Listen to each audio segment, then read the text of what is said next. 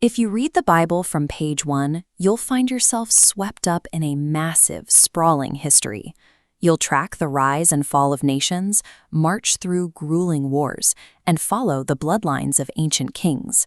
But right in the middle, at the 19th book, that epic plotline comes to a complete, sudden stop. The formatting of this ancient manuscript reveals a shift in the writing itself. The text breaks into 2 distinct columns with specific spacing. Because these aren't historical records, they are 150 ancient Hebrew poems. The Book of Psalms functions as the ultimate ancient playlist. These tracks were originally written to be sung by massive choirs during temple worship in Jerusalem. While the historical books of the Bible record exactly what happened to the ancient Israelites, the Psalms reveal exactly how they felt as they lived through it.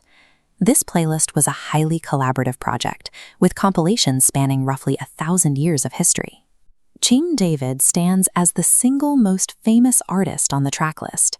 Out of the 150 poems, David is credited with writing 73 of them.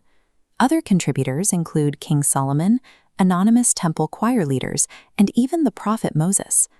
Scholars generally group these 150 tracks into 4 primary musical genres. Praise and thanksgiving psalms act as upbeat anthems, celebrating God's power over creation and expressing gratitude for times He rescued the nation from danger. The wisdom genre provides lyrical, practical instructions on how to navigate a just and righteous life.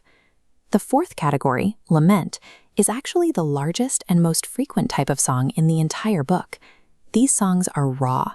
They contain expressions of deep sorrow, terror, anger, and profound doubt. The dominance of the lament genre shows ancient worship required bringing unfiltered human struggle into the light, rather than forcing a sense of constant positivity. Editors curated these 150 individual songs into a massive, organized box set. The overarching book is intentionally divided into 5 distinct volumes. This chart shows these 5 books mirror the Torah's foundational law. Each section explores a matching theme, moving from God beside us to God dwelling among us. Each volume then concludes with a doxology, a grand finale of praise.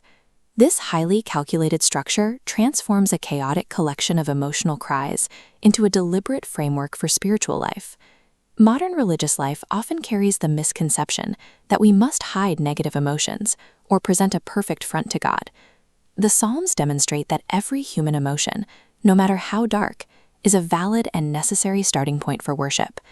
Theologian John Calvin described the Book of Psalms as an anatomy of all the parts of the soul. Every feeling a human can experience today, from crushing anxiety to ecstatic joy, is already perfectly mirrored in these ancient texts. Reading the Psalms allows us to borrow the words of the ancients when we are too overwhelmed to find our own. Across all seasons of life, whether in triumph or absolute despair, the Book of Psalms provides an enduring script to connect the human heart to the divine.